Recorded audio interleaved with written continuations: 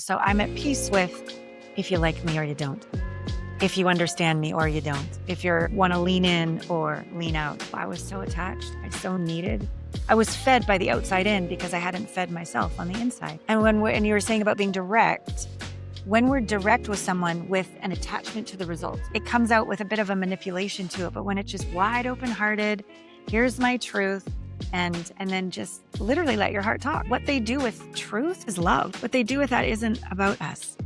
Right? Ooh, that's so powerful. It was almost her husband's 1-year anniversary of his death. I'm going to be helping her grieve her husband of 20 years. That was very small compared to grieving how she only went to 80% in that marriage. She said this much, but then he'd get upset. So no, we'll do it your way. This is what I'd like to do, but he doesn't really like it. So she's happy to do it that way. She didn't get all the way to her genius of her femininity, her sexuality, her creativity, her voice. I help people feel a feeling. Yeah. How many times does a feeling arise and we shove it down, project it onto others, blame ourselves, can't be with it? They don't even have an understanding that when this emotion arises, there's a wave. It's going to pass. Panic, terror, shame, guilt. These aren't fun things to feel. Nobody told me or taught me how to feel a feeling all the way through to its integration. Welcome to Simply Walk the Talk. Our bodies and minds adapt to what we do most of the time. If you want to change your body and mind, you must change what it is you do most of the time. This podcast explores all things health, wellness, fitness, lifestyle, and biohacking.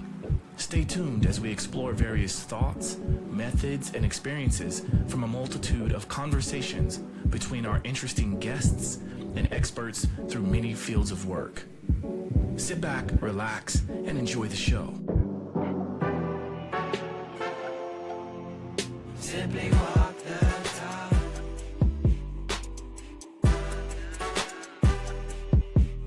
Simply walk the talk.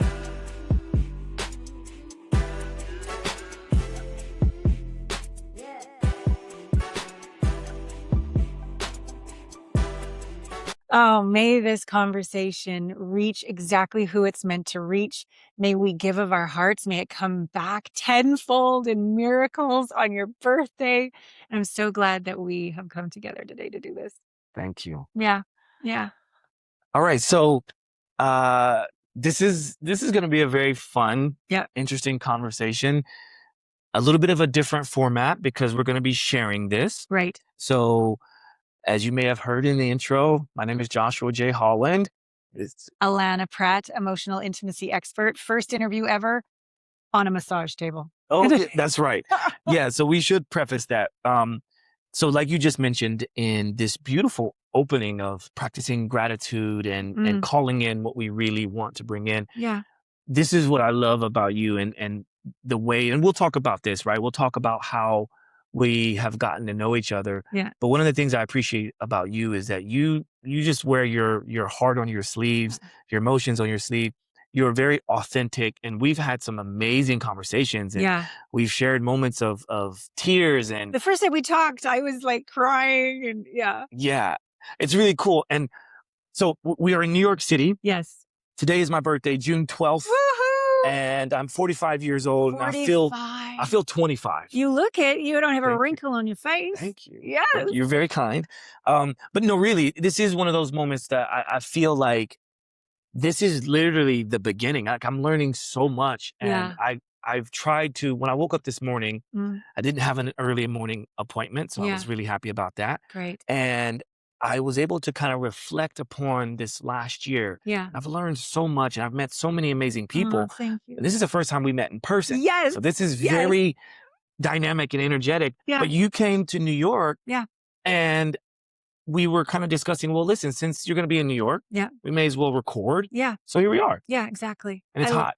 It's very hot.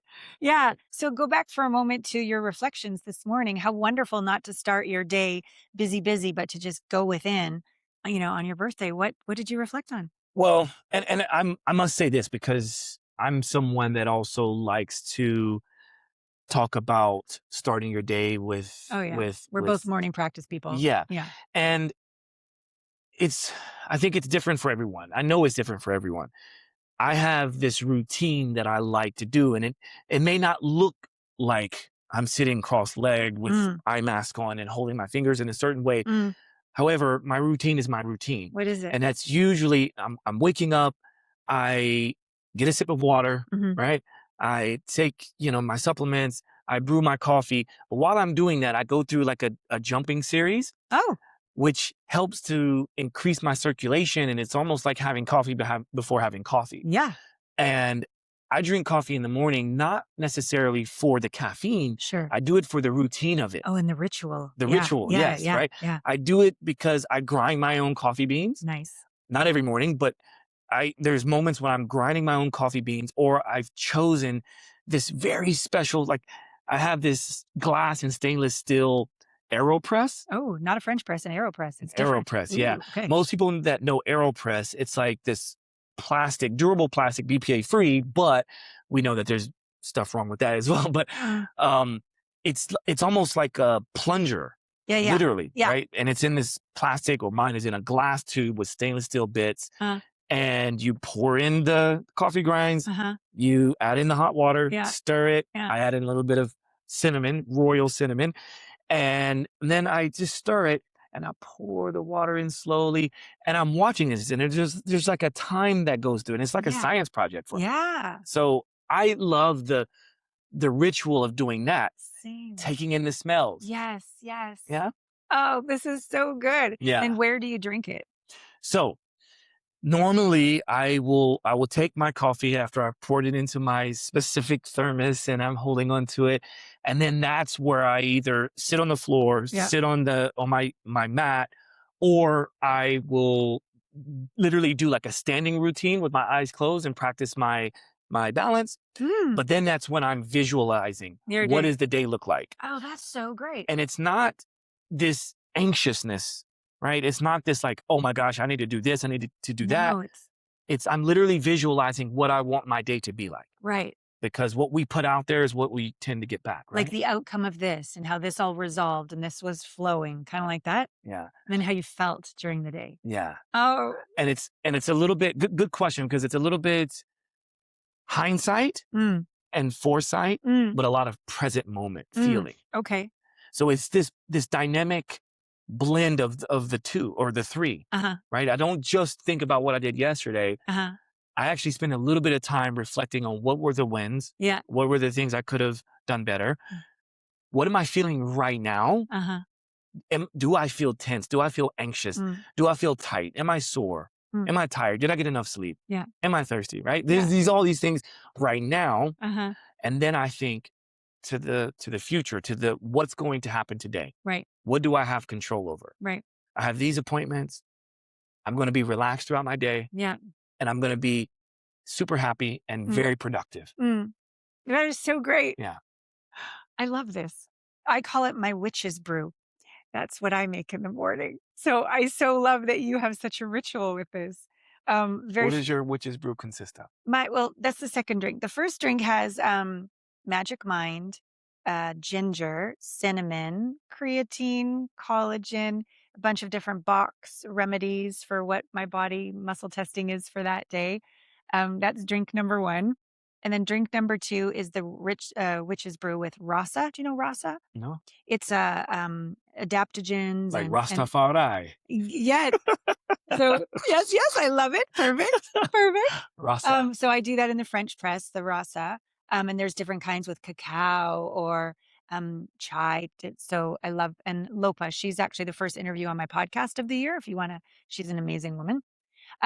So rasa, Peruvian cacao, some chocolate protein powder, different like reishi, shilajit, ormus, like different mushrooms that I put in, and cayenne pepper. Love it. Yes. Love cayenne. Yeah. Love the spice. Right? I gotta have some spice. So yeah, and then my place where I sit is this old love seat and ottoman that I've had for like 25 years, but my cat shredded it to pieces. And then my son poured ketchup and, all the things over it for years. So I finally got it reupholstered. It feels like my throne. I just feel like a complete queen. And I got a nice fuzzy blanket and it's my blissful morning. Yeah. That's amazing. Really. And are those drinks warm, cold, Both hot? warm, both warm. Warm Yeah, drinks, yeah. yeah, both warm drinks. And yeah, the first one, I don't think it has much caffeine in it, but they don't have a lot of caffeine. It's more, again, like this ritual. I've probably been off coffee now for maybe 9 months or so, and I love my coffee. But I just did some detoxes, and I found that I felt better without it. So that's, but I still need my ritual.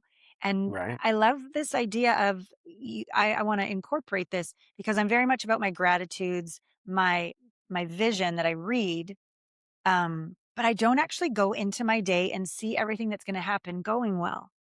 I just be my Mm, best self the whole day.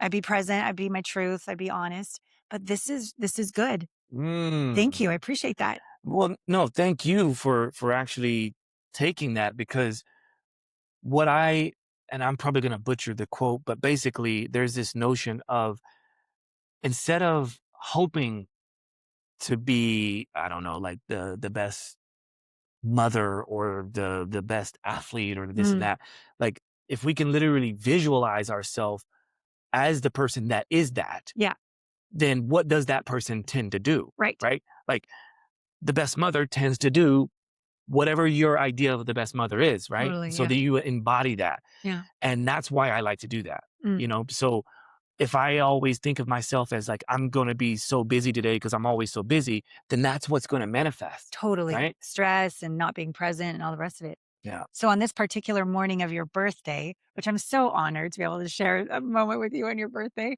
when we first got to know each other, and we're creating that I'd be here this weekend. Is there anything different about this birthday than other birthdays?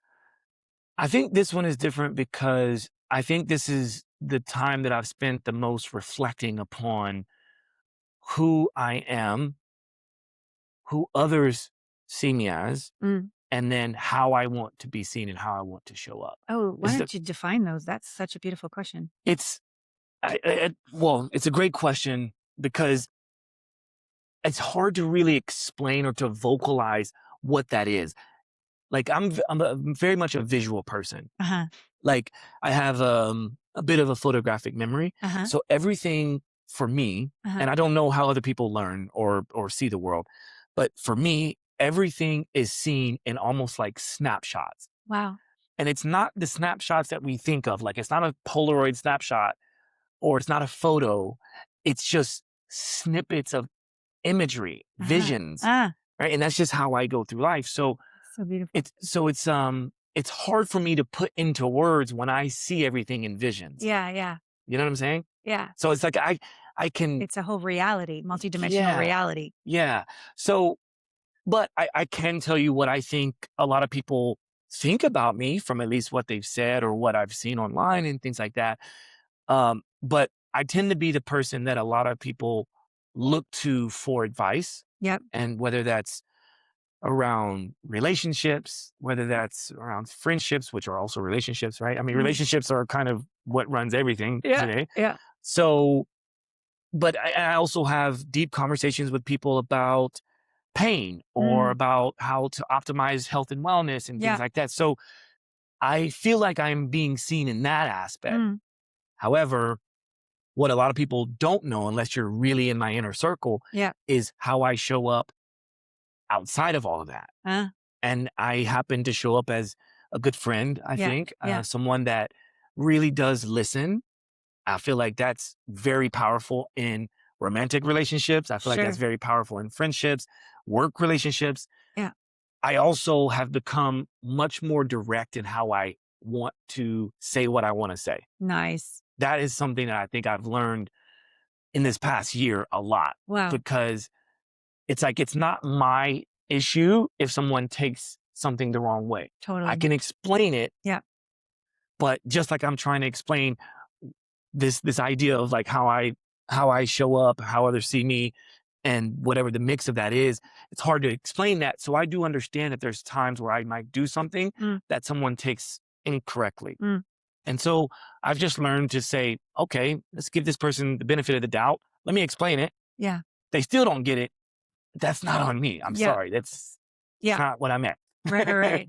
It's amazing that you speak about this, how it lands, and being able to be straight. For so many years, part of the reason I'm an emotional intimacy expert is that it took me so long to have that emotional intimacy with myself.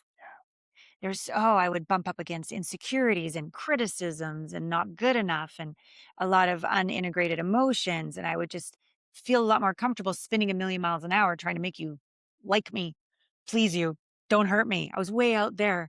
And as I came back inside and integrated, not that I'll ever get there, but a big chunk of the stuff has been integrated now. So I'm at peace with if you like me or you don't, if you understand me or you don't.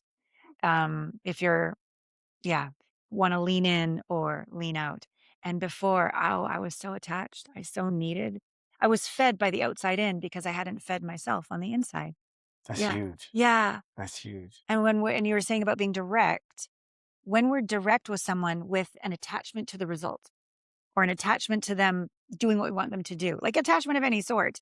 It comes out with a bit of a manipulation to it, but when it's just wide open hearted, here's my truth and may I speak from my heart, like permission, and then just literally let your heart talk. Right. What they do with truth is love. Yeah. What they do with that isn't about us. Right. Right? Ooh, that's so powerful. That actually leads me to, I want to talk about a couple of things, but because I want the audience Mm, to know more about exactly what you do and what you hope to bring to the world and mm, more of that. likewise. But what you just mentioned is almost like literally what we talked about today, Uh, right? Because a month ago, I had this grand idea This to do big this. party. Yeah, Yeah. right. Your brother's gonna come My and brother's gonna yeah. come, and that was so exciting for me. And I let a few of my friends kind of say, "Yeah, Josh, like you deserve to be Celebrated. celebrated," Yeah. and that's great, and I understand that, and that's fine. But it's also like when we came to this morning, I Uh-huh. messaged you, was just like, look, I had to let all that go Yeah. because that again is me trying to please other people to have this party that people talk about that is cool and has all these people coming in and celebrating me when really what I want to do is just Chill. chill. Thank you. Yes, I totally get it. I just want to chill. Yeah. And that's kind of what I'm doing today. And that's also why I kept this because I knew we would get to this point of being able to like be real and raw with each other. Yeah. Right. And that's what I liked about. That's what Yeah. I've just so enjoyed getting to know you. So few people speak truth. Let people go on the journey with them. And this is working out. This isn't. I really wanted this, but now I'm feeling that. So you've just been such an incredible communicator. I even said this morning, it was whatever it was, Mhm. 8 a.m. or something. Thank you. Because so people would make up excuses, little white lies, do things out of obligation. Right. And I don't want that in my world. And so I so respect you that you're like, well, here's where it's all played out And that's why we're here right now. right now because our friendship and our honor and our truth. Yeah. And we're both like single parents with interesting situations. And we have a big love of helping humanity, all these things. And it's really cool because when we first planned this, I never knew my son would come to town. I saw him for breakfast this morning. Did you? Yes, I know. So for those of you who know and those of you who don't know, one of the things we have in common being single parents, I had not seen my son, heard a word, like I was blocked, nothing, silence for 6.5 years from age 17 to 23. And we're filming this in June, but it was just May, Mother's Day night, 9:30 Mother's Day night. I had cried a lot during Mother's Day day. And then I just let it go. And I thought, you know what? In divine time, just let it go, let it go. And then he called. And then I saw him in San Francisco for lunch, 2.5 hour lunch. But then we were talking and I said, hey, I'm going to be going to New York and, the Knicks and all the things. And Yeah. he's like, Mom, because I wanted to take him on a vacation. Could you take me to New York? So he's staying at his cousin's. I'm staying at a friend's. We had breakfast together. I'm here now. We're going to hang out later tonight. Like you're seeing me with a miracle, living a miracle. Because the first time we talked, I still hadn't heard from him. I do remember this. Yeah. I do remember. And I remember there was a sliver of hope Yeah. that I think, you felt like there was going to be a change coming. And then I think we spoke maybe two more times. And that third time, I guess we spoke, you had mentioned that I think you had you guys had spoken. We had text. Yeah. Right, you had text. He called me on his birthday in February. Yeah. 90 seconds and I lost my shit on the internet. I went on IG Live and I'm like, ah! But I mean, that's incredible. It was. Well, you're a parent. You can, I mean, your kiddos, are they even that old? So my son is 7.5. 7.5, yeah. Yeah. And my daughter will be 5 in September. Right. So I'm just thinking like basically almost my entire son's life, you hadn't talked to your son. Yeah. So I was like, whoa. And part of how I can relate to your situation is that my kids, for people who don't know, they live in Budapest or in Hungary. Right? They used to live in Budapest and then now they live on the outskirts of Budapest, which is a whole nother ball of wax. But the mother and I, my ex, we are great when it comes to co-parenting. We just aren't romantic, right? It's just, we realize that just because we have 2 kids together doesn't mean that we have to be married. We do have to be in a relationship, right? There's a way to actually still be amazing parents and do it in our own way. Yeah. I can't even imagine, to be honest with you, I can't imagine raising my kids here in New York. Wow. I just can't. Maybe in Oklahoma. And there's no shade against anyone who's doing it here. It's actually respect, applaud for people who can do that because 1, it's expensive. Yes. 2, these kids have to grow up super fast here. Yeah. And there's not a lot of nature in the city. Yes. Right. Yes. And so why would I want to take my kids from that? Because that's what they have. They have almost like complete solitude. They live in a wine village, right? Like an old vinery. Vineyard. There you go. Yeah, Vineyard space area. They don't even have a physical address. Really? There's no physical address. There's no central heating in there. There's no Wi-Fi, and there's barely any cell phone service. And there's a small community of people, no more than 50 people. Wow. And it's just complete off the grid almost. It's a village. Yeah. It's a little village, right? And it takes a village. Yeah. And that's what they have there. So everyone knows everyone. And I grew up in something similar to that, although there was almost 3,000 people in my town where I grew up, but that's in Oklahoma, small town. Yeah. And I just love that. And we can use modern technology to stay in touch, but it's like, that is kind of the difference, right? Like I've been in touch constantly with my kids over this time, but I don't get a chance to physically see them as often as I would like. You know? I see them like 5 times a year, something like that. Okay. I'm about to go there again soon.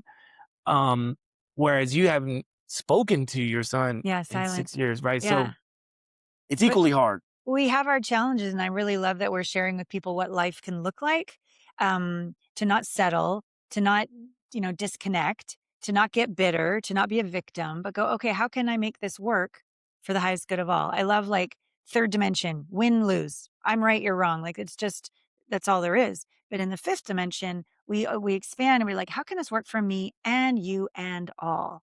And just asking that question, the answer's right there. It often requires speaking truth, letting go of expectations, creativity, thinking outside the box, dealing with what people are going to say and their opinion. But it's worth it because it's literally so expansive for the highest good of all. So I'm so curious how you made that decision to split into co-parents and then live the Budapest, New York world. How did that conversations unfold? You hit the nail on the head. I mean, literally, it was just deciding to be super open and honest about it because we had grown together and we had gotten through so many difficult times together. Yeah. A lot of assumptions, a lot of expectations, a lot of, well, I thought this but no, I said that. And then it's okay to change my mind and it's okay for you to change your mind. And it's all good. When we finally let that go, it was, to be honest with you, it came, at least from my side, it came after doing my first time doing psychedelics, but it was a week of psychedelics under supervision with shamans and doctors.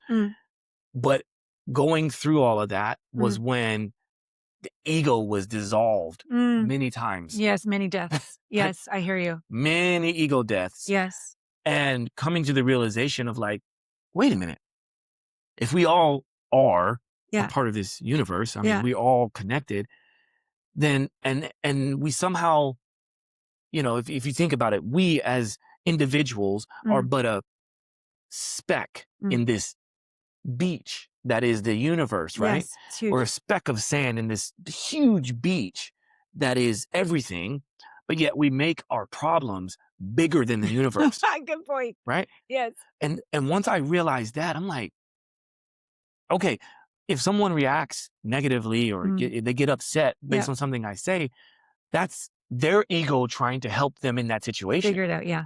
And that's when I started to literally vocalize to myself. It sounds weird to say that, right? But No. to say to myself, Yeah. ego, thanks, but no thanks. You're not needed right now. This is good though. When we talk, it's not like you're talking crazy to yourself. Yeah. I like to say ego backseat. Yeah. In the car seat, here's a sippy cup. Yeah. Yeah. Soul is in the front seat. That's right. Right? That's Because right. we can't get rid of it. Yeah. But who's in charge completely dictates your life. That's right. So was it in ceremony that you had the awareness? Oh, just let them live in Europe. Or how did the clarity happen? The clarity happened after I got back. Okay. So I was out of state. Yeah. But my then girlfriend and it was both of my kids, but my daughter was really small. They were here in New York. Oh, okay. And while they were here, it was like they were here for like a month or two, and I took like almost a week to go to do this retreat thing. Yes. And I asked her like, hey, I know you guys are here, but I feel like this is really important. Yeah. Is it okay if I go and do this? Because, you're going to be in New York by yourself with the kids, and it's not, you don't have any family or friends around. No village. Yeah. And she was like, is there a way you can do, instead of doing the 7 days, is there a way you can do just the 5 days so that, it kind of splits it up? And I was like, actually, I think that is important, because it wasn't just about me. I also want to be there with my kids while they're here. Right? Sure, so like, sure. And thank you for compromising in this situation. And of course, once I got back, I hadn't even fully reintegrated because you're just one big open heart. Yeah. Yeah. And I will never forget, like, she had just put the kids to sleep. Our daughter, thankfully, was finally asleep. And I remember walking into my apartment, and it was just, I felt energy, like I just felt like, whoa, like there's something here. And I was trying to be quiet because I don't want to wake the kids up. They were sleeping in the spare room, right? So she always, sleep with the kids. So she came out, and as she came out, it was almost like I only saw energy. I didn't see her. I only saw energy. And she's very spiritual. She only saw energy. Wow. And it was this moment where we were together, but we weren't, right? We were trying to decide, like, what are we going to be? Yeah. And within that moment, she asked, and I'm like, well, I don't know if I'm ready to like vocalize what I just went through, but I can just tell you that like everything is going to be okay, and I don't think we need to continue trying to struggle on what this is, whether you guys are going to live here, or if I'm going to live there. I feel like we should just do what we feels right in our gut, because we can change down the road. Just because we make a decision now, doesn't have to mean it's the rest of our lives. Totally. And the look on her face was just like, it was almost like this weight was relief. Yeah. Yeah. And then for me, I see this and I'm like, oh. But that's what truth does. Yeah. Truth really does set us free. Yeah. It often first pisses us off. Of course. Or it can be very sad. Or triggering or sad. Or But there's often a layer. But then there is this little like embodiment. There's a physical feeling when you know you're in your truth, because you do relax. Yeah. Like a weight does get lifted. And then I feel simultaneously a new reality opens up. That's right. But so few of us are brave enough, do the deep inner work, have the capacity to communicate like the two of you do, to get to that place. I was nowhere near as awake as I am now. Back, my son is 23. We started court, like getting a divorce when he was 1. There was a 13-year custody battle. Whoa. It was his whole life was fighting. And I always felt like I had to defend myself, like I was attacked first. So then I would get defensive and have to prove this and prove that. And always 3 steps behind.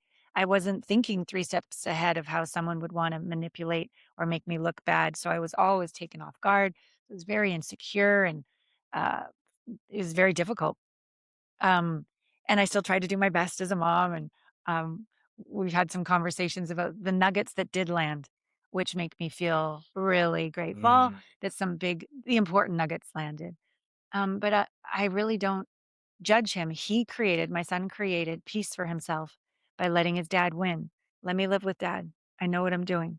And he was right. Court stopped. Wow. Yeah. Yeah. Wow. And it felt like a sacrifice at the time to let go, Oh, yeah. to surrender and go, but I legally get you for until you're 18. The paper says I'm supposed to be your guardian, physically, legally. So I think he was 15 and I said, okay, go. And, yeah, I was so devastated. There were no tears. I Mm. cried all the tears, but I thought, no, I'm going to let him lead with his knowing. Cause at 13, they have their bar mitzvah, or in different cultures, they send you out to the jungle and hope you come back. Right. So I'm like, okay, he's 15.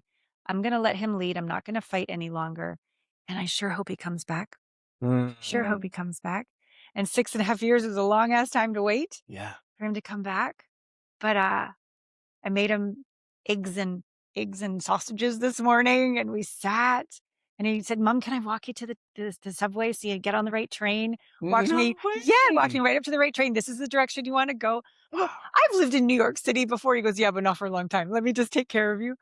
And then he gave me a big hug, and then he went on. I'm like, there's an integrity or a nobility or a care or protection. And he's 6'4". He's got great posture. So I'm getting to know a man who's my child. Wow. It's very surreal. You sort of allowed him to have his own autonomy, right? Yes. And I feel like that's important, especially for young men. Oh, thank you. It was so hard, but yeah. I'm sure. And what's also interesting about this dynamic, you and I, is that, there's a lot of assumptions that, well, of course the father's not going to be there. So in my situation, it is easier, right? Because of course the father is not going to be there. But then in your situation also, it's like the mother wasn't there. The mother wasn't Yeah. there. And how that's different and how that's like interesting, especially with a young boy, Yeah. right? But that's now a man. Yeah. And like how that all works out. And then it's like when you just explain what you explained about like how he's now like trying to take care of you, I just am like, wow. Like I would hope that that's how my son is, because let's face it, or I can just tell you, my kids give their mom hell. Okay. Right? But it's because she's been there 24/7. She's so safe. 365, 365, like all of that. And it's like she realized, and I told her this is what's also kind of interesting. And I stopped doing these, like, I told you so. Right? Yeah, because in the past, I used to be this like, well, okay, you can raise the kids the way you want to, because I'm not around all the time. So you can raise the kids the way you want to, but I'm telling you, the way you're doing this, they're going to become very dependent upon you. And I think you should be mindful of codependency and what that might bring about. But trying to say this to someone who went through really intense postpartum depression, who went through abandonment issues from me, right? Well, she felt like I abandoned her because I left when our son was born, and then I had to leave again when our daughter was born because I have to make the money. I have to work, right? I provide for them fully financially. Got it. But in order to do that, I've got to do what I do. I have to be able to work, right? Yeah. But from her perspective, full abandonment. Right. From me, from her family, from everyone, right? So codependency was kind of all she had, right?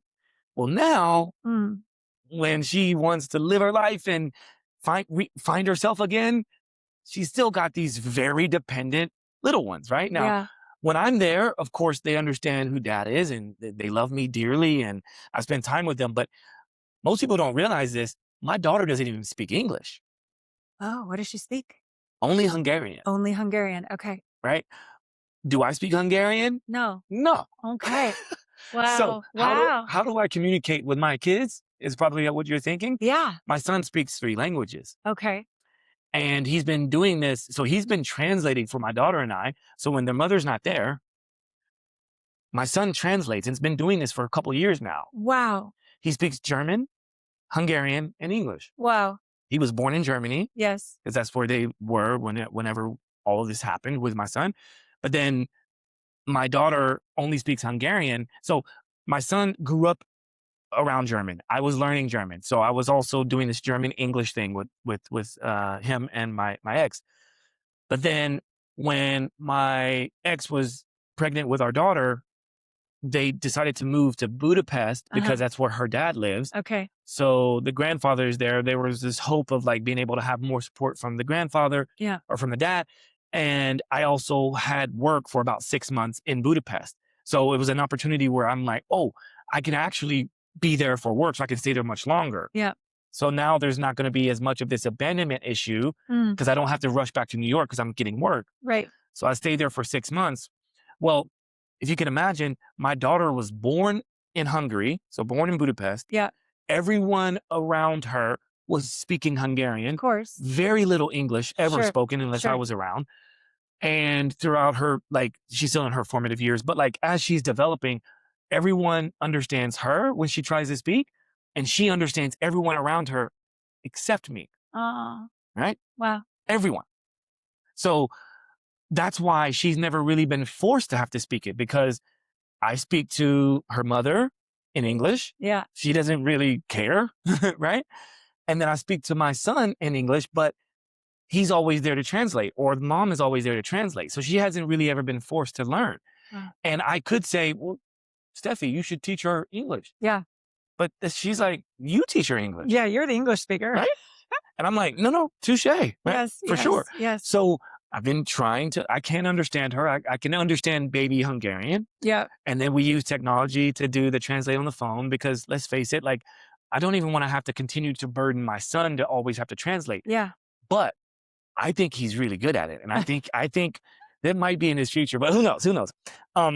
Anyway, I've been dying to ask this question because I think for my audience, I really want people to understand. And I know this is kind of late into the episode to be asking this, but that's okay. One of the things that highlight your bio is the fact that you are an emotional intimacy expert. Yeah. Can you please explain that? Because I imagine that some people are thinking like, oh, she's a sex coach? No. She's a sex expert? What does that even mean? Right. So let's hear it. And not that that's even a problem, but. No. Power to the tantrikas. When I first started coaching 22 years ago, I called myself a life coach. It was before even the International Coaching Federation happened. And then I started moving into relationship coaches. But I had been divorced twice. So I'm like, you don't really have a leg to stand on there, girlfriend. So like, let's not call it relationship coach. And sorry to cut you off, but the life coach piece, if you haven't really lived a full life yet, I know it's kind of hard to really call yourself a life coach. Right. I've battled with that as well. Yeah. When I was youngish, exactly. like in my 30s. Exactly. And so, but I'm still coaching people. I'm coaching women, men, couples. And there begins to be this thread that shows itself maybe about 10 years in. And I can see inside people. And when you break the word intimacy down, into me, I see intimacy. And I have this ability for people to tell me things that they don't tell most people. And in my listening, they're able to reveal things they haven't even sometimes revealed to themselves because of this safe, non-judgmental, authentic curiosity, compassion, energy that I have. And so I thought, I'm going to call myself an intimacy expert. Well, as soon as I did that, everyone's like, so which position should I, and give me some blowjob techniques and all the rest of it. And I go, oh, that's not me, but I do have a referral for you. and I love all that. That's awesome. But it sparks enough curiosity to make people lean in. Absolutely. And then I share with them again about this into me, I see, and the emotions. I think now that I've been doing this for 22 years, if I could sum it all together, I help people feel a feeling. Yeah. How many times does a feeling arise and we shove it down, project it onto others, blame ourselves, can't be with it? Where's my drink? Where's like anything? Like the actual experience of having a feeling for people that haven't practiced is very hard. They don't even have an understanding that when this emotion arises, there's a wave. It's going to pass. It's like, oh, get rid of this, because it does feel sometimes like you're going to die. Panic, terror, shame, guilt. These aren't fun things to feel. Nobody told me or taught me how to feel a feeling all the way through to its integration, not get rid of it. This is the cool thing that happens when you actually feel a feeling all the way through. It's like alchemy. It changes from a lower vibrational experience meant to be transmuted, meant to be transcended, meant to be felt, let's say pain, into power, maybe shame into unapologetic expression, maybe guilt that I did something to forgiveness, or betrayal to unconditional love. Like, it changes when you actually fully feel and experience, and we become more. We become more. And it's like all these jewels you get to have as your embodied being if you're willing to feel through what feels unfeelable. So when I say emotional intimacy expert, when people are really intimate, to make it not, we're just going to put together body parts, genital copulation, which is awesome. But when you add the emotions, when you add love, when you add courage of expression, when you add open-hearted truth, when you add the desire and pleasure and eroticism that's naturally coming through your open heart and your body, when you can be devoted to your partner in presence, in communication, in lovemaking, and wanting the best for them, all of these are these wonderful emotions that we can feel that make us alive. Like you were saying earlier at the beginning of this interview, you visualize, but then you feel what that's like in each of these moments of your day that you're seeing. So for people to just be, cognitively analyzing life and two robots just generally copulating, I'm like, what? That's not what I came here for. Right. I came here to love. And the other side of that is I'm going to cry. I came here to risk.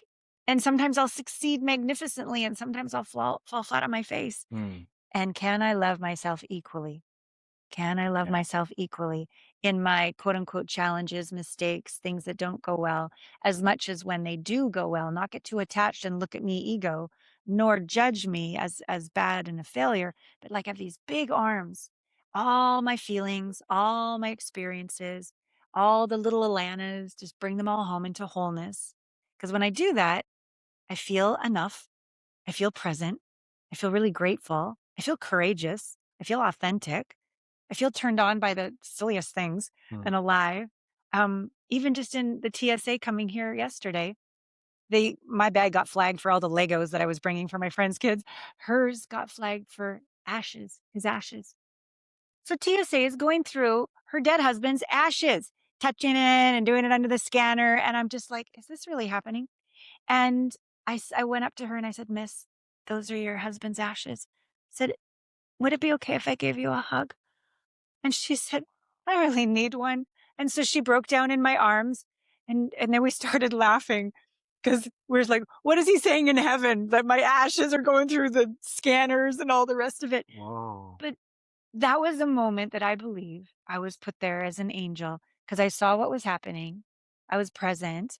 I sensed how she was feeling, the awkwardness and I thought, this is a moment to be human. This is a moment to give her a hug. It was so special. Wow. That's an emotional heavy. intimacy expert in TSA, what it looks like. Absolutely. As you were explaining all of this, I can't help but think when you first mentioned what your role is, or one of your roles is to help people to feel. Yeah. And I say this a lot in my work. And what's interesting about that is, so most people know that I do a lot of work I lead education and coaching for this brand called Vivo Barefoot. Yes. And one of our sort of main missions at Vivo Barefoot is feel, right? Like it's this concept of feel more, right? Like that's one of the campaigns is like feel more. Yeah. And what does that mean to people? Yeah. Some people think like, well, like emotional feelings, like physical feeling, like what does that mean? Yeah. And what you just described was this emotional intimacy, right? Yes. Which is feeling in that aspect, which is great.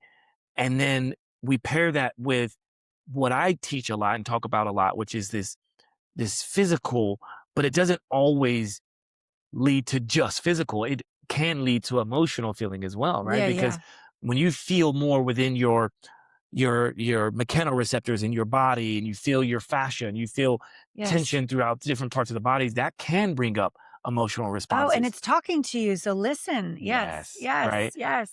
So there's this interplay between what you do and what I do, Yeah. because I am here to help people. Like I can talk about this. I think I mentioned it a little bit on my podcast before, but I am in the midst right now, when I have time, which is, well, whatever. I'm writing a book as we speak. This is And great. I've written a book before, but I co-wrote a book, and I've talked about this at length, but I voice noted that whole book, and my co-author, she transcribed it basically, Stunning. right? Yeah. Now I'm actually writing a book. Okay. And I'm doing it myself. It's called Sensory Movement. Nice. And it's all about tapping into our sensory awareness so that we can then feel more. We can do more. We can experience more out of life. This is why we're just like, yeah. And so if you can imagine like all the stuff that kind of goes into that. Yes. Obviously there's piece, there's a huge piece that is about the movement, but the movement isn't what we think, because there's movement in stillness, right? Because even if we're sat still, our cells are vibrating at a certain the blood is frequency. moving, the things breath. are happening, right? When we meditate, when we're asked to be still, when we're asleep and we are really still, there's things that are happening, right? Yeah. Lymphatic drainage and healing of the body, all the kind of processes are happening. Even the fact that we're sitting on this massage table here at System Fit, it's these cells are vibrating at a certain frequency to manifest a structure that we can sit on. Yeah. And if you can really dive into what that even means, especially if you're on psychedelics, right? That is mind-blowing, and some people can't really handle that. The smallest unit, is it called the Planck? The smallest unit is vibrating at the speed of light. The plankton, right? Or no, Planck. But the smallest unit of matter that's in total stillness is simultaneously vibrating at the speed of light. Isn't that crazy? Same. Yeah. Right? Yeah. So sensory movement. Yeah. Okay. So, it's I just wanted to create like a through line to what we do.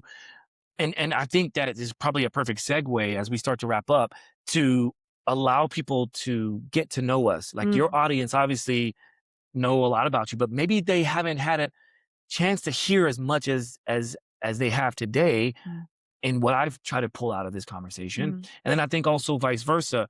For the people who don't know me, they're getting a chance to hear some of this, like, okay, maybe let me look a little bit deeper into who this person is. And I hope that the same happens with you. Yes, thank you. So here we are on this table in this room that you work in, and you're helping people with their bodies in this place. So tell us more about what you're doing around. I know you have the different products that you work with, and when what do people come to you for that delights you? Yeah. So I like how you said, I help people with their bodies.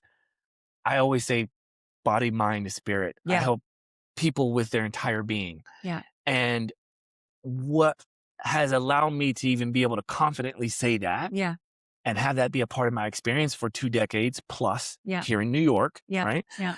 Is the fact that I've never wanted to be pigeonholed or boxed into a certain label. Okay. I started off my career as a fitness trainer. Celebrity fitness trainer. Yeah. And that happened because I grew up in martial arts, and I played basketball at a high level, and I worked at GNC, learning about supplements and all these different things. And I had this, I always wanted to do stuff. I was a serial entrepreneur from age of 12. Yeah. Literally. Wow. I went to an entrepreneurship camp at a university in Oklahoma, right? Oklahoma State University. When I was 12 years old, I was a black belt by that point. Whoa. I done all these things. I watched my family, my mom and my dad, do whatever it is they wanted to do. They didn't limit themselves to what their title was at any one thing. That's so awesome. So, and I don't know if you remember, because this might age us. It will certainly age me. I told you, I'm 45. Yeah. 56. Oh, wow. Right. So, okay. Wow, she's old. No. Like I did not know that. Oh yeah. I didn't know that, which it also doesn't matter. It's the one thing that I'm not good at is remembering people's ages, because for me, it doesn't matter. I accept you how you show up. Thank you. But I grew up watching In Living Color. You remember that show? In Living Color? Yeah.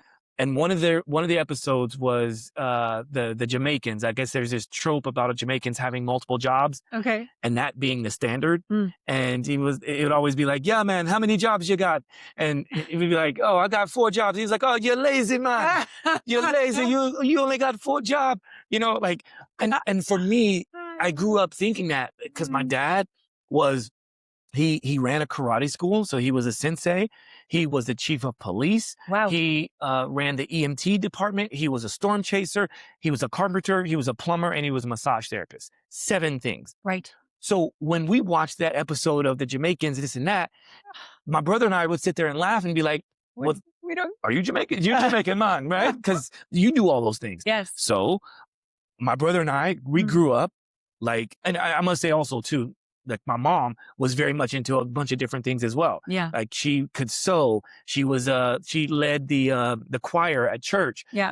Both my parents were very much into the church, so we were very much into church. My mom was always hustling, like doing piano lessons and doing all kinds of things, right? So that means that was okay for my brother and I. We knew that that was kind of the way we do it. And let's face it, we financially, especially when my mom and dad divorced, my dad raised us because my brother and I wanted to stay with our dad in Oklahoma. My mom had moved elsewhere and was in Oklahoma City taking care of her mother who was going through cancer and things like that.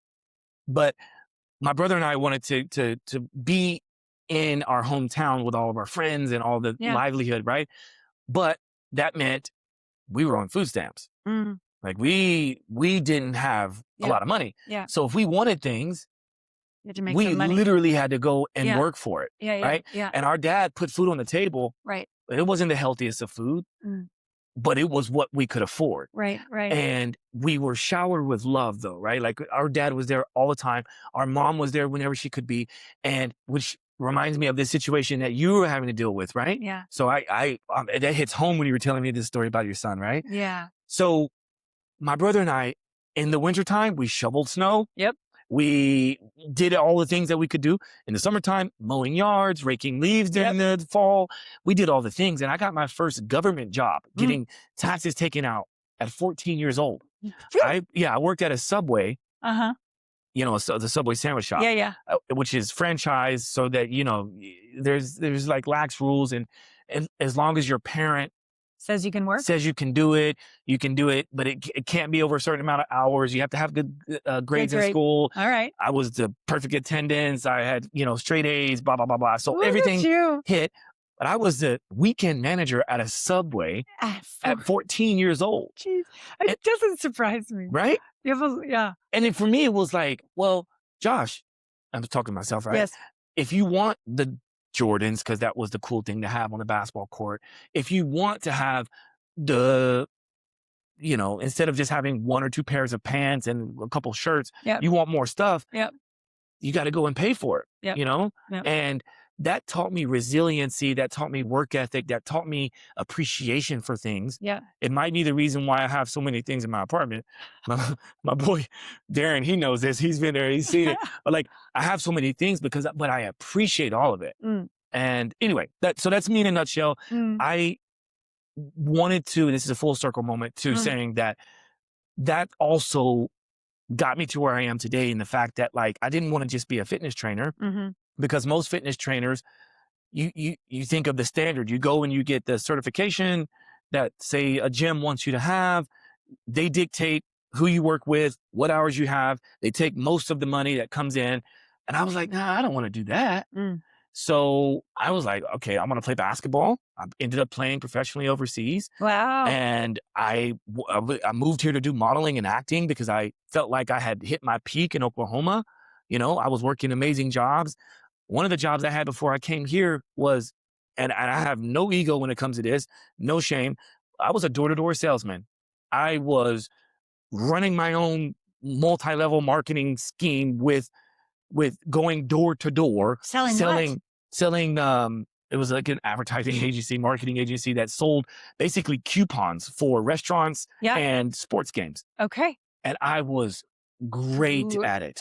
I was great at it. And the reason why I stopped, the reason why I stopped was because I felt like, well, wait a minute. You guys got me going out there. I'm crushing it. I'm making money every single day, at least $100 every day. Mm-hmm. And I was working 6 days a week. Mm-hmm. Okay. I'm out there sweating, blood, sweat, and tears. Sometimes there was blood because I'm jumping fences and I'm doing all kinds of random stuff, right? Your dogs and whatnot. But what I was doing is like the person who owned the company. Yeah. What they do is they get a certain amount of people to work for you. Yeah. Then those people get a certain amount of people to work for them. Sure. Typical direct sales or multi-level marketing. Yep. And I was starting to recognize what was really happening because as I was growing my team underneath me, I was overhearing because we had these things where it's called day of O, which was a day of observation. Okay. So if someone answered an ad, they could come in, take a day of observation to work to potentially see if this is for them. Yep. But what I started hearing is the conversations because they were using my car, right? So when you got to a certain point to where I was, like the next one to take over my own company, right? When you got to my level, it was like you have, like I would have to have 4 days of O, which means 4 people observing me.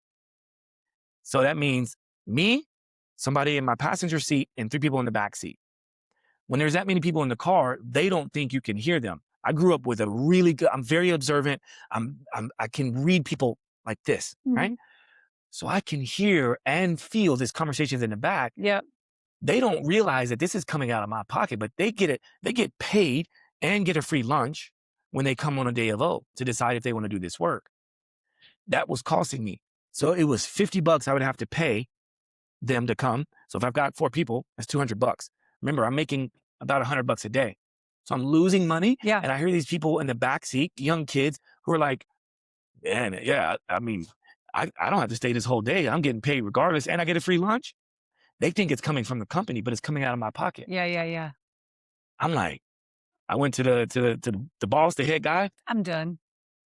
That's it. No more. Yep. The day that I went to say that. Yep. This is crazy. I'm getting chills thinking about this. The day that I went to say that was one of the most difficult because, I didn't want to let people down. And I felt like he really depended on me. And he did because he was growing his business, right? Yeah. He was making all this money off of me. Yeah. Because he didn't have to pay these guys. Right. But you did. That day, I went out and he was like, listen, just hang in there.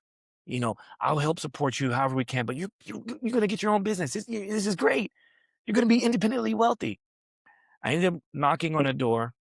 I had this time, I think, I had 3 people with me because one of them bounced because he's like, I got my money. I don't need to stay the rest of the day. I'm fuming, right? I go and knock on this door in this beautiful neighborhood. Yeah. And this guy opens the door and I felt that he wanted to shut the door, but we had this whole tactic where you go up to the door, you knock and you go, because they look through the peephole or the ring light or whatever, ring camera, and you go, hey, nothing serious. My name is Josh. Just want to know, are you like, would you rather have free baseball tickets, if that's what we were selling, free baseball tickets or free pizza? That's going to get someone to kind of open that door. Yeah. Right? Okay. Because then they're like, come on. But when they open that door, it's a wrap, right? Now, mind you, I got you. But mind you, I have 3 people behind me that are like sitting watching there you, observing me, and they're just like looking all crazy. And so the guy looks at me, he looks at them. He said, listen, I normally don't do this, but I like your energy. But here's what I want you to do. I want you to come back without those knuckleheads, right? Yeah. He's saying this about my guys. Yeah, right? he can feel it. I want you to come back without those knuckleheads behind you. And I want to hear what you have to say. And then I have something for you. So I was like, okay. So I did. Because I felt something was brewing. With this guy. So I go back the next day before going into the office. Yeah. And I needed to hit a goal, right? Like the goal is to hit 10 tickets. And he was like, I'll buy the rest of those if you come back tomorrow morning. Huh. Right? Okay. So now he's hooked me. Yes, exactly. Right? So I want to go in and ring the bell. Yes. Ring the bell. Everyone's like, ah, you get bonuses, all these things. Oh my. So I go back in. He said, so I do the same thing. Knock on the door. Hey, it's me. He's like, come in. We're not allowed to. Oh. Right? We're not really supposed to go into people's homes. Okay. But I think he knew that. I think he wanted to see what you do. Yeah, like what I would do. Like, how important is it for this guy to get another $30 off of me? Yeah. Right? So I was like, man, I'm not supposed to do this. But keep in mind, I had already told them I'm done. Right. Right. So I'm like, Yeah. you know Okay. what? Let me hear this guy out. So I go in, I sit down, and he said, what you got there? I was like, start going into my pitch. He's like, no. Don't pitch me. What is it you're doing? I'm like, well, giving out free pizza and baseball tickets. So this or this. And he's like, okay, how much you getting off of all this? I'm like, well, we can't really talk about that. And he's like, man, just tell me. And I was like, well, I get about $100 a day. This and that. I was thinking, Yeah. He's like, all right. So, but you're outside sweating, Yeah. coming on my doorstep. Yeah. What if I can double your money, at least double your money, and you won't have to do anything close to that? He's like, I see a lot of talent in you, and I want you to come work for me. Wow. This dude was the director of Trader Publications, which are the people that do Auto Trader, Truck Trader, the magazines that you sell. Trader Publications is a pretty big deal. I knew a lot about it back then. And we're talking, this was before I moved to New York. I think I moved to New York in 2003, 2004. So this would have been, early 2000s. I had just graduated college. I knew a lot about Trader Publications, but the fact that this dude, and mind you, his house was huge. Yeah. It's a big mansion. Yeah. So I'm like, this guy is doing something, right? Yes. And I was like, dude, man, like, I'm supposedly on track for running my own business and doing all these things. And he was like, listen, man, I've seen these dime a dozen, but you're one of the only ones that I actually opened the door for and invited into my home. Give me the opportunity to meet me at my office because I want to offer you an opportunity that will really change your life. So now this is the second opportunity I'm going to go. And I'm feeling really guilty, right? Because I go in, I do ring the bell. He does buy the tickets, right? He bought a few extra. I'm going in and I'm doing all these things. But then after I finished that day, I went to go meet with him and he just opens up this huge meeting room, brings all the people with their suit and ties on, and they basically offer me a role to work for them as a regional manager for Trader Publication. Wow. So I took the job. I did that for a while. And I realized that even there, like it was a much more cush job. I was able to get, I finally got this really fancy car that I wanted because I was at one of the facilities before they put it into the Trader Publications. I had first dibs. So I was able to make enough money to get this car. It was a Mercedes and it felt so good for me, right? Yeah. And then I just said to myself, but is this fulfilling me? Is this what I really want to do? And it wasn't. But by then I had made so many connections. Yeah. I realized my power because he helped me to realize that. Yes. So I had to do the hard job in saying, hey, I think I'm moving. Yeah. I'm moving to New York. Yes. So I did. Wow. I moved to New York and that's where I am today. You know what I love is you were willing, from 14 at Subway to the schmucks in the back of the seat that you're paying for lunch for. But you just kept evolving who you were and you kept showing up. There's this way of being when you are unattached to the result, you know your worth, you can't control anything, but if you just jump in the river and start going down, you don't know what's around the corner. And I love that you just kept evolving and showing up and the universe met you and it met you and it met you and it keeps meeting you. It keeps meeting you with, we met, obviously that's amazing. But all these companies that you represent, the, incredible father you're being, which is outside of the box of what a father looks like, the very big celebrities that trust you to be there for them for a long period of time, which says a lot about your integrity. I love your willingness to it's like you suck the marrow out of life and you keep becoming more and more of who you are. And it's like you move from competence to excellence to genius, like in your genius. You ever read that book by Gay Hendricks, The Big Leap? Yeah, interviewed Gay back in 2009 when he first came out with the book. Just re-listened to it recently. And it's really about, can we, even though we're excellent at this or highly competent at that, just like you said, it didn't feed you. Didn't feed you. And over into the land of relationships, there's a lot of relationships we can be in that we're excellent at. But it's not feeding our genius. It's not feeding our soul. And it's time to say thank you. Nothing's really wrong here, but it's also not where I'm going. And to be able to be honest enough, kind and gracious enough to let even love relationships go. There's a part of us that knows it's holding back our fullest self-expression. I have a client. Can I tell you a client story? Please. I have a new client that's worked with me And she came, it was almost her husband's 1 year anniversary of his death. So I thought, because I do psychedelic somatic integration work as well as emotional intimacy coaching, I thought I'm going to be helping her grieve her husband of 20 years. We were actually grieving. Well, that was true, but that was very small compared to grieving how she only went to 80% in that marriage, not 100%. Wow. She said this much, but then he'd get upset. So no, we'll do it your way. Or this is what I'd like to do, but he doesn't really like it. So she's happy to do it that way. She really saw in hindsight how she stopped at excellent. She didn't get all the way to her genius of her femininity, her sexuality, her creativity, her voice. And in one of our journeys, and I know you understand the sacredness of journeys, he came from the other side, and on medicine, she could hear him plain as day. I got out of the way so you could continue evolving. She always had it that it was, he left her or he gave up or this kind of thing. Mm. From the other side, he said, I left on purpose. And now you found Allana. You've got a sister and you're doing this deep intimacy, emotional intimacy work. And he's her ally from the other side. That's It's, powerful. isn't it? That's powerful. I feel like that is a perfect segue into what we will finish with, which is, what is the call to action, right? Because Yeah. I feel like you've said so much, at least in a way that I feel like many people would easily, the right person out there will find you Mm. based off of this conversation, I'm sure. And my hope is that the right person out there will find me as well in 100%. terms of like how I might be able to help. Yeah. And there's way more than what we just described, right? There's way more. We're probably going to have 10 more conversations like this Yes. to really talk about exactly what we do. But what is something, because you asked me this question, so I'm going to flip it on you. At least you asked it before we start recording. Yeah. What is it that would make you super happy in terms of like the clients you want to work with, or the gigs or the types of jobs you want to do? Yeah, thank you.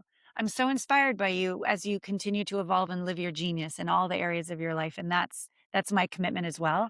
And I've got a wonderful coaching business. So I love my family frequency clients. I have a wonderful psychedelic somatic integration practice where people work with me for a year to get really into the subconscious wounding that they can't quite figure out why the pattern keeps happening, because it's not in the mind, it's in the body, it's held, it's subconscious. So I love working with people that are interested in that deep work, who might be successful, but there's something that's missing. They're lonely. There's this esoteric emptiness, and it's generally something unresolved from the past that's held in the body. But the thing I'm most excited about is I'm moving forward with my docuseries. Yeah. Ooh. Yeah. I want to share what it's like to work with a single guy, a single gal, and a couple over a year with me. And we do the psychedelic work in a legal way, and we do the private sessions, but we also do group sessions. And you're like, oh, my heart's the same as your heart. My wound is the same as your wound. My dream is the same as your dream, with the essence of it, the soul's essence. And then we end with a group journey together, medicine journey. And I want to film that over the year. So I would say if anyone feels resonance of like, no, I want to go do this deep inner work, I'm your gal. I'm a very, very good at what I do. Don't ask me to cook. Don't ask me to do technology. There's just a lot of things I'm not very good at. But that's my genius. A safe place to do medicine, one-on-one, low dose, not a group. I'm not a group shaman. So that one-on-one, I'm a genius. And the other would be, wow, you'd like to invest in a docuseries that shares the reverent use of plant medicine, the beauty of feeling all feelings, and how we're actually better when we grow together. I would love to talk to you. Wow. Yeah, if you're out there, hit her up, because I mean, I'm inspired, Oh, and I'm really happy that we got a chance to meet. I am. how about you? Yeah, for me, mine is way less specific than yours. However, and not that I'm comparing, but I just love how clear you are about it, which Thank you. means you have been doing the work, right? Thank you. One thing that I am for sure clear about is I am working towards, so it's not that I want to, or like I'm putting myself in this position as if I'm visualizing exactly what that person will be doing. Yes. And I will be doing retreats Nice. several times a year Nice. throughout the world. Nice. Right. And what that is going to look like is for most of my career, I've worked with people one-on-one, small group training. I've also done some large group stuff, but it's always moments in time and little slithers of being able to work with someone and then they regress, and then they work with someone and then they regress, or they get better and I don't see them again, which is totally fine. Right. But I really want to find more moments in which I can work with people for an extended period of time. I hear you. Whether it's a week or it's a month or it's a year or whatever that looks like. Yeah. But I do have goals of actually doing that. And there are a number of opportunities that are almost finalized as we speak. Nice. So that's happening. I alluded to the book. Yes. So retreats, this new book that is coming out. Yeah. And I'm scheduled to do my first keynote speech in September. That's amazing. That I'm being paid to do and being flown out and doing that. So I want to do more of that as well. And what are you talking about? Sensory movement. Okay. Yeah, which so is good. So the fact that I'm working on the book is going to lend itself to having a lot of concepts on paper so that I can make sure and nail that. You know? Yeah. Great job. So that's what I'm doing. Of course, I love working with artists on tour. It's one of the most fun parts of my career is going on tour and traveling with clients. But it doesn't have to be the client that is a musician or an actor. It can be anyone that has the means to be able to understand the value that I create in being with that said person for a period of time. Yeah. But I have so much fun with it and I'm good at it. Yeah. I'm in my genius when I'm doing that because I can help a person find the best biohacking facility to go to, the best meals. I'm not the greatest cook, but I can cook. Yeah. I've worked with lots of chefs and helping my clients get X, Y, and Z. Yeah. And I am not above any type of work. Right. So I've been a male nanny for some of my clients' kids. And I've done massage work. Basically, if a person trusts me and I have a way to help them to optimize their life, either I do it directly or I can indirectly find the group of people that can do it. Wow. So that's what I do. I love this. Yeah. I love this. Happy birthday. Thank you. Yeah. Thank what you. an honor to spend it with This is you. so good. It was so good. It was so good. Yes. Yeah. I feel inspired to do more, but I also feel grounded in my roots, being in your energy. It's like, no expectations. There's nowhere to get to. This is who I am. And like, bring it, give it. Yeah. Yeah. Thank you so much. Well, as always, I think on both of our platforms, we will share in the show notes. Totally how to reach both of us. And my last request, this is how I like to end my podcast. Is that all right? Sure. Okay. There was, I'm sure, a moment where something moved you or inspired you. So if you're having you got a ship and you just do 1 degree, by the end of the year, you're in a different continent. So when you're done this, please follow up with Josh, follow up with me, and any other action that you're inspired to take so that this conversation move the needle in your amazing life. And we're so grateful you spent this time with us. That's powerful. Yeah. That's great. That's great. All right. Until next time. Peace. All our love. Walk the talk, talking facts. Move like me, but I move a little fast. Make my move, here to last. Fasten these seatbelts, I'm coming past. Take care of me, longevity. Hack my biology, better believe. Walking the talk, soul, mind, and body connected. Better come give us a listen. Better come give us a minute or two. Open the box up, we giving you tools. Giving your engine the fuel that it needs. Breathing into it, it's autoimmune. Make a connection, we're stronger in two. Making us one of a kind of a few. Work on the mind, but show me your moves. If you do what you say, you know what to do. Yeah. Simply walk the